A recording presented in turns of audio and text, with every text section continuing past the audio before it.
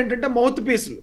జగన్మోహన్ రెడ్డి గారు ఏదైతే బూతులు తిట్టాలనుకుంటాడో, జగన్మోహన్ రెడ్డి గారు ఏదైతే విమర్శలు చేయాలనుకుంటా ఉంటాడో, ఈయనేమో శుద్ధపూసలాగా కూర్చుంటాడు, వీళ్ళందరి చేత మాట్లాడిస్తాడు. కాబట్టి ఈ రోజున వాళ్ళకి సీట్ లేదని చెప్పి అనౌన్స్ చేస్తే రేపు పొద్దు నుంచి వాళ్ళు మాట్లాడడం మానేస్తారు. కాబట్టి వాళ్ళందరి మీద కూడా అనౌన్స్ చేయకుండా ఇంకా వాళ్ళని హోల్డ్ లో పెట్టారు.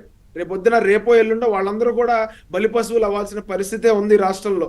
సలహాదారులను పెట్టుకున్నాడు.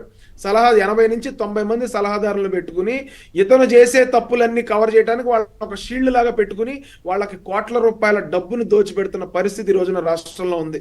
680 కోట్ల రూపాయలు కేవలం ఎందుకు పనికిరాని సలహాదారులు.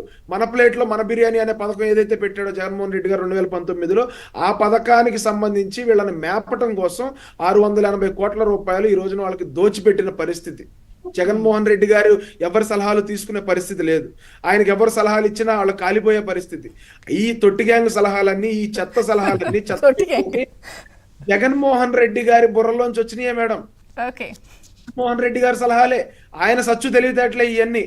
కాకపోతే మంచి జరిగితేనేమో జగన్మోహన్ రెడ్డి గారికి రావాలి, చెడు జరిగితేనేమో ఎమ్మెల్యేల మీద, ఎమ్మెల్యేల పర్ఫార్మెన్స్ బాగాలేదు, ఈ సలహాదారుల సలహాలు బాగాలేదని చెప్పి వాళ్ళ మీదకి వెళ్తాయి, ఈయన సేఫ్ సైడ్ లో ఉంటాడని చెప్పి వీళ్ళందరినీ డబ్బులు ఇచ్చి మేపి 680 కోట్ల రూపాయల ప్రజాధనాన్ని దుర్వినియోగం చేసిన పరిస్థితి ఈ రోజున ఈ రాష్ట్రంలో ఎక్కడా లేదు.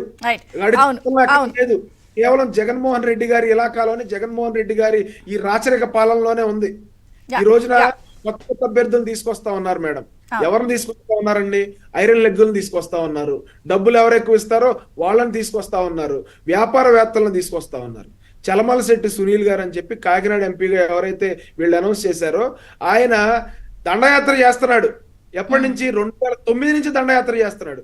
2009లో ప్రజారాజ్యం తరపున ఓడిపోయాడు, 2014లో వైఎస్ఆర్సీపీ తరపున ఓడిపోయాడు, 2019లో టీడీపీ తరపున ఓడిపోయాడు, మళ్ళీ ఈ రోజున వైఎస్ఆర్సీపీ గూటికి చేరాడు.